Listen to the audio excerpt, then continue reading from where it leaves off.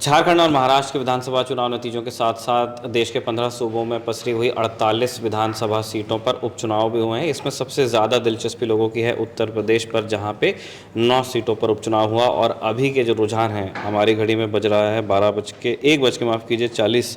तब तक का रुझान तो यही कहता है कि 9 में से 7 सीटों पर एनडीए गठबंधन आ गया है, जिसमें से 6 भारतीय जनता पार्टी, 1 आरएलडी और 2 सीटें जाती दिख रही हैं समाजवादी पार्टी को।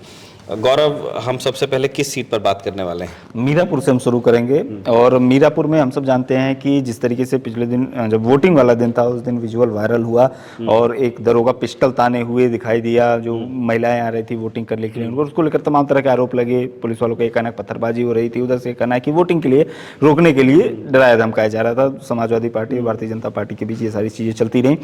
मीरापुर के लोगों ने क्या तय किया है, क्या वोट डाला है, हम उस पर आएंगे। उससे पहले हम ये समझ लेते हैं कि मीरापुर में इलेक्शन क्यों हो रहे हैं। मीरापुर मुजफ्फरनगर लोकसभा क्षेत्र के अंतर्गत आने वाला, माफ करिएगा, मुजफ्फरनगर जिले के अंतर्गत आने वाली सीट है।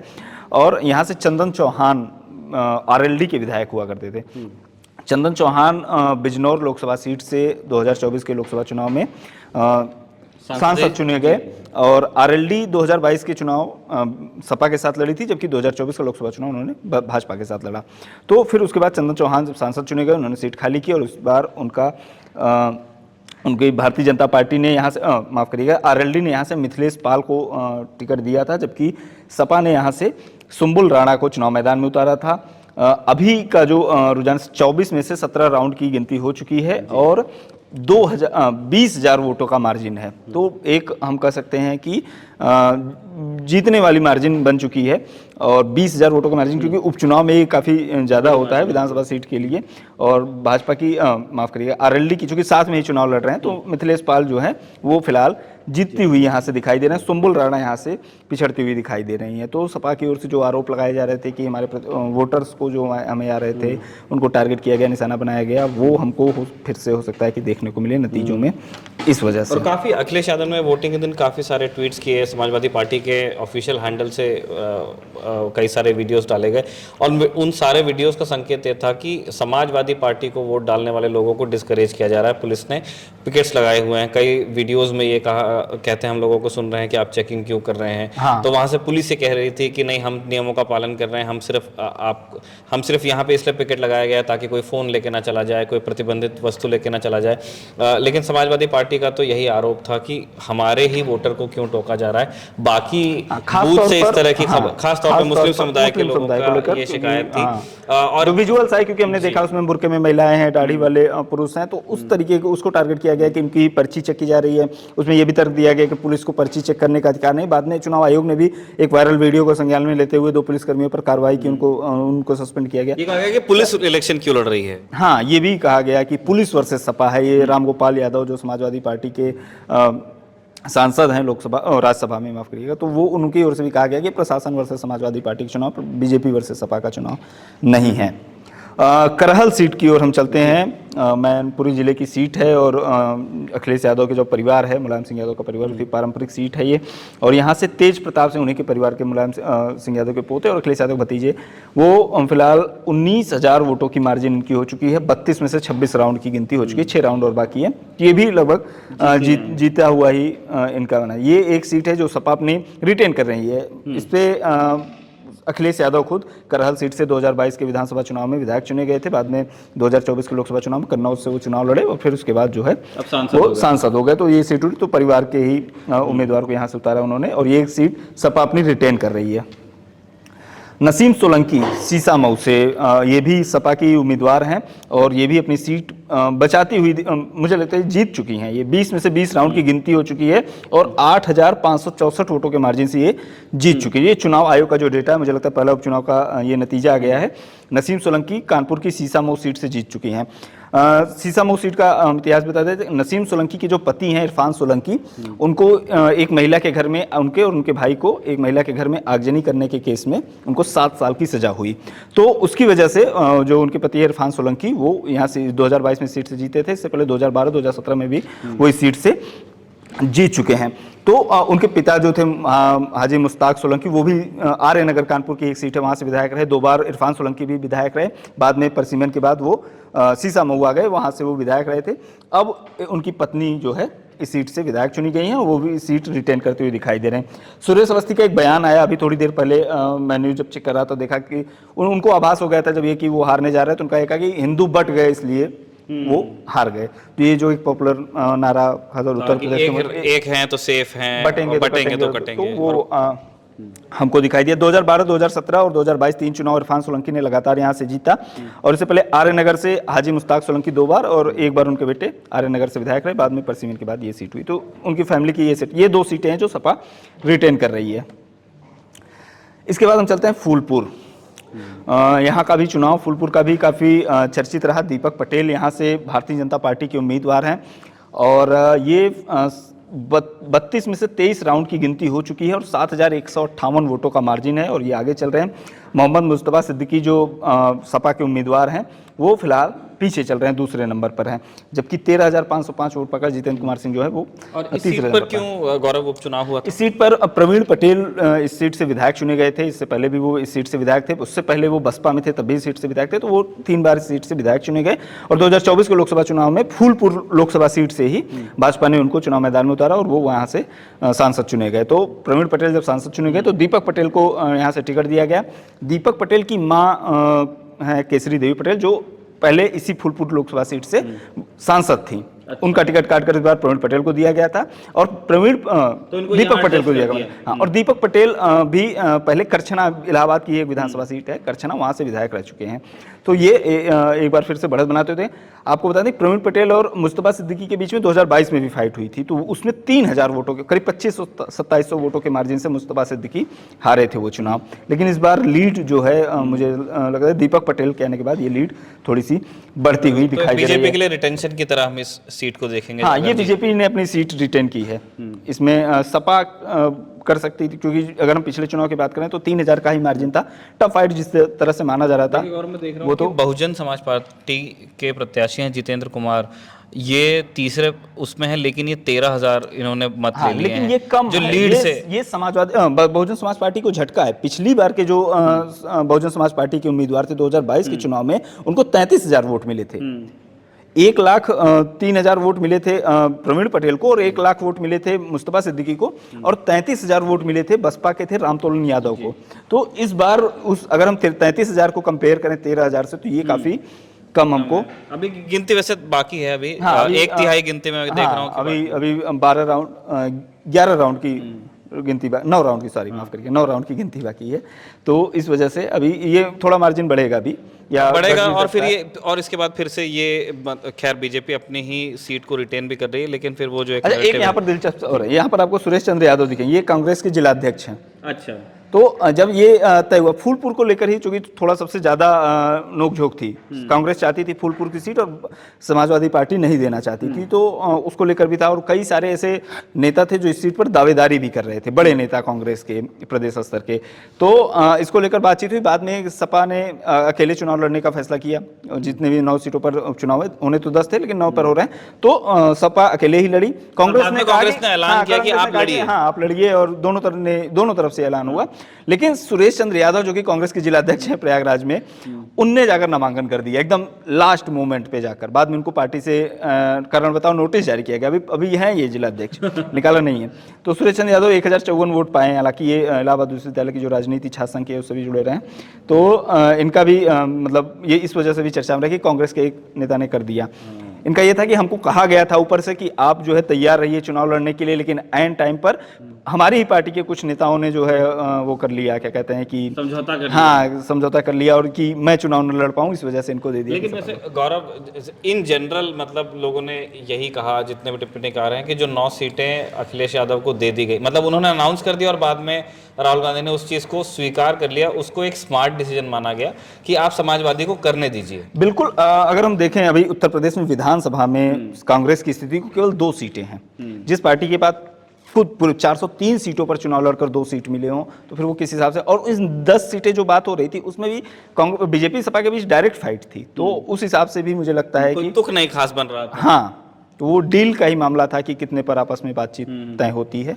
तो इनको बैठाया नहीं गया। हाँ। लेकिन गोविंद जी मतलब बहुत खुश नहीं होंगे अपने प्रदर्शन से कि हाँ, सिर्फ सुरेश चंद्र यादव। माफ कीजिए, सुरेश चंद्र जी बहुत खुश नहीं होंगे, उनको 1000 ही वोट अभी मिले दिख रहे हैं। हाँ। अगली सीट पे चलते हैं। हाँ, अगली सीट है कटहरी की।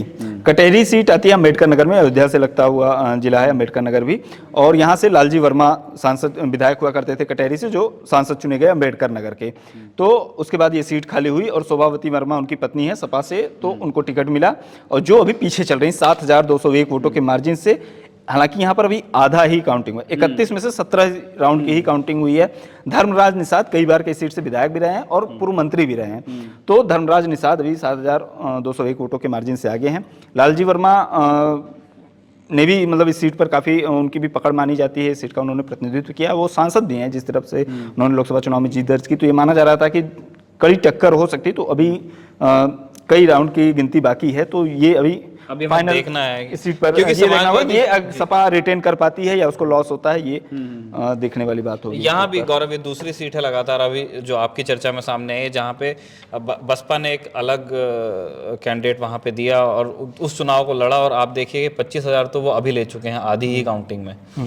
तो वो बार बार एक इल्ज़ाम चला आता है कि बसपा के कैंडिडेट जब चुनाव लड़ते हैं तो वो फायदा होता अंततः किसका है। हाँ बिल्कुल, लेकिन ये नहीं कह सकते कि वो केवल सपा का ही वोट काट रही है ना। और चूंकि जैसा कि एक तर्क हमेशा दिया जाता है कि लोकतंत्र में सबको चुनाव लड़ने की आज़ादी है, तो बसपा अपने उम्मीदवार उतारती है और वो अपने नीतियों को लेकर जाते हैं, फिर उसके आधार पर होता है। तो इस हिसाब से तो नहीं जज किया जा सकता कि आपने वोट काट लिया, क्योंकि ऐसा तो नहीं कि दोनों के बीच में आपस में कुछ म्यूचुअल अंडरस्टैंडिंग हो या कुछ MOU हुआ हो कि भाई इतने कॉमन मिनिमम प्रोग्राम बना हो कि भाई हम नहीं लड़ेंगे तुम नहीं लड़ना, इस तरह से। आज़ाद समाज पार्टी को भी यहाँ पर देखिए आप 3268 वोट मिले हैं। और आज़ाद समाज पार्टी जो चंद्रशेखर की पार्टी है, नगीना से सांसद है, उनने अभी और भी सीटों पर हमको देखने को मिल सकता है कि उनने किस तरीके से MIM और आज़ाद समाज दोनों इस उपचुनाव में साथ में लड़ रहे थे। अच्छा, उन्होंने इंडिया अलायंस का साथ नहीं दिया, उन्होंने कैंडिडेट अपने दिए। हाँ, मझवा की सीट है, ये मिर्जापुर जिले की सीट है मझवा, और सुचिस्मिता मौर्य हैं। ये 4000 वोटों की लीड रही भारतीय जनता पार्टी की कैंडिडेट हैं। डॉक्टर ज्योति बिंद जो समाजवादी पार्टी की कैंडिडेट हैं, ये अभी 49,176 वोट पाकर दूसरे स्थान पर हैं। ये भी दो परिवार के विरासत की लड़ाई है। सुचिस्मिता मौर्य के ससुर जो थे रामचंद्र मौर्य, वो 1996 में इस सीट से विधायक चुने गए थे। उसके बाद 2002, 2007, 2012 लगातार 3 बार इस सीट से रमेश बिंद चुनाव जीते। इनके डॉक्टर ज्योति बिंद जो है इनके पिता हैं, ठीक है। तो रमेश बिंद इस सीट से जीते, लेकिन 2017 के विधानसभा चुनाव में सुचिस्मिता मौर्य ने, भारतीय जनता पार्टी ने इनको टिकट दिया और इन्होंने जो है रमेश बिंद को हरा दिया। रमेश बिंद इसके बाद 2019 में भाजपा में शामिल होते हैं और वो भदोही सीट से लोकसभा का चुनाव लड़ते हैं, जीतते हैं, सांसद बनते हैं। 2024 के चुनाव में उनका टिकट कट जाता है, वो फिर आते हैं समाजवादी पार्टी में। समाजवादी पार्टी उनको टिकट देती है मिर्जापुर से अनुप्रिया पटेल के खिलाफ, और वो चुनाव हार जाते हैं। लड़ते हैं लेकिन कई बार उन्होंने पिछड़ाया भी था, इस बार हमने देखा अनुप्रिया पटेल बहुत टफ फाइट था, लेकिन रमेश बिंद हार जाते हैं। फिर रमेश बिंद की बेटी को चुनाव टिकट मिलता है यहाँ से मझवा सीट से। मझवा सीट से विनोद बिंद विधायक चुने गए थे निषाद पार्टी के 2022 में। 2022 में वो विधायक चुने गए, लेकिन 2024 के लोकसभा चुनाव में भदोही सीट से उनको टिकट दे दिया गया भारतीय जनता पार्टी की ओर से लोकसभा का। तो फिर वो सांसद बन गए, फिर उसके बाद सीट खाली हुई। निषाद पार्टी की ओर से इस सीट पर दावा किया जा रहा था, क्योंकि निषाद पार्टी के विधायक थे विनोद बिंद, तो उनके बाद खाली हुई थी, लेकिन उनको मिली नहीं। सुचिस्मिता मौर्य जो कि पुरानी विधायक रह चुकी थी पहले 2017 में इस सीट से, उनको भारतीय जनता पार्टी ने उतारा और वो भी 4000 वोटों की लीड वो लेते हुए। अभी हालांकि 12 राउंड की गिनती यहाँ पर भी बाकी है। ये वही सीट है जहाँ पर मटन को लेकर थोड़ी सी झगड़ा आपने देखा होगा। विनोद बिंद की ओर से एक पार्टी आयोजित की गई थी जिसमें मटन को लेकर, और उसके ऊपर अखिलेश यादव ने फिर वो कहा था कि रसा और वो बोटी को लेकर यहाँ पर मटन युद्ध जो मझवा का हुआ, ये इतिहास के पन्नों में दर्ज हो गया। तो वो ये वही वाली सीट है। अगली सीट है खैर की। खैर में सुरेंद्र दिलेर, ये पर्याप्त मार्जिन, और मुझे लगता है कि 31 में से 28 राउंड की गिनती हो चुकी है, तो ये लगभग तय इनको कह सकते हैं हम जीत मानी जाए। 35,000 वोटों की मार्जिन है इनकी जीत। और दूसरे स्थान पर चारू केने समाजवादी पार्टी की, जो पिछला चुनाव 2022 में भी ये हारी थी। और सुरेंद्र दिलेर खैर से जो है अनूप वाल्मीकि विधायक चुने गए थे 2022 में, उन्होंने चारू कैन को हराया था समाजवादी पार्टी की। और अनूप वाल्मीकि को हाथरस से भारतीय जनता पार्टी ने चुनाव लड़ाया, फिर उसके बाद वो सांसद चुने गए, और अब जो है सुरेंद्र दिलेर यहाँ से भारतीय जनता पार्टी के विधायक बनते हुए तो ये बीजेपी रिटेन कर रही है। ये भी सीट रिटेन कर रही है, और मझवा वाली सीट भी बीजेपी रिटेन करती हुई अभी तक तो फिलहाल दिखाई दे रही थी। ये है मीरापुर की सीट जिसके बारे में हमने पहले बात की, मिथिलेश पाल और सुम्बुल राणा, जहां पर पिस्टल ताना गया था, और अभी 19,000 का मार्जिन हो गया है ये, और 24 में से 18 राउंड की गिनती हो चुकी है, तो इसको भी हम कह सकते हैं कि लगभग जीत की ओर बढ़ती हुई दिखाई दे रही है। अब यहाँ पर आप देखेंगे 15,000 वोट का ये मार्जिन है मजलिस का, ठीक है, और 2,000 वोट ही मिले हैं यहाँ पर बहुजन समाज पार्टी को। तो ये चूंकि ये वो एरिया है जहाँ पर चंद्रशेखर भी प्रभाव रखते हैं, और उन्होंने दिया भी है दोनों उम्मीदवार हैं यहाँ पर। 15,000 इसके हैं और 17,000 इनके हैं आजाद समाज पार्टी के। तो ये अगर समीकरण सुम्बुल राणा या अखिलेश यादव की ओर से बिठाए जाते या सेट किए जाते तो ये वही है कि अगर मतलब एक एग्रीमेंट अगर होता तो स्थिति दूसरी हो सकती थी, लेकिन फिर हाँ, सपा की ओर से पहले भी चूंकि विधानसभा चुनाव में भी ये था कि हम चंद्रशेखर या MIM के साथ नहीं जाएंगे, लोकसभा चुनाव में भी देखने को मिला, तो वही वाली नीति पर चली। और ये मीरापुर की सीट है, हालांकि ये RLD की ही सीट थी, तो RLD के पास एक बार फिर से ही जाती हुई दिखाई दे रही है। कुंदर की सबसे बड़ा आश्चर्य जिस सीट ने आज पैदा किया है वो कुंदर की ही सीट है, शफीकुर रहमान बर्क का इलाका। बिल्कुल, कुंदरकी से मोहम्मद रिजवान जो हैं वो 2002, 2012, 2017 में विधायक रह चुके हैं। 1 लाख हाँ, 98,000। अभी भले से हम ये कहें कि 19 राउंड की ही गिनती हुई है 32 में से, लेकिन 98,000 वोटों की मार्जिन, 98,537 वोटों का मार्जिन, मुझे नहीं लगता कि अब वो पट पाएगा अब जो बचे हुए राउंड है। मतलब बहुत ही बड़ा आश्चर्य होगा रामवीर सिंह का जीतना। और कुंदरकी से जियाउर रहमान बर्क विधायक हुआ करते थे, फिर वो संभल से सांसद चुने गए। उनके जो दादा थे वो शफीकुर रहमान बर्क, वो सांसद हुआ करते थे संभल से, फिर लोकसभा चुनाव से ठीक पहले उनका निधन हो गया। फिर जियाउर रहमान बर्क को ही अखिलेश यादव ने वहां से उतारा संभल से, और फिर वो जीतकर सांसद चुने गए।